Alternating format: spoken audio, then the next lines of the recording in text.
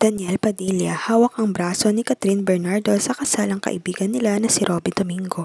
Halina't panoorin natin ang buong detalye.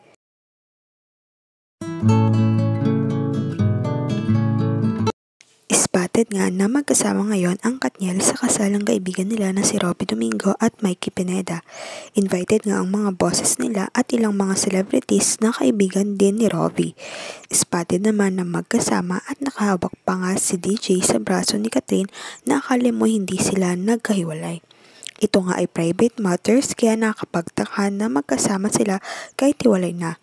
Madaming fans tuloy ang nagsasabi na baka nagkabalikan talaga sila dahil dikit na dikit si DJ kay Kat at hawak pa nga ang braso ni Catherine. Sa ngayon ay panoorin naman natin ang kaganapan sa kasal ni Robby.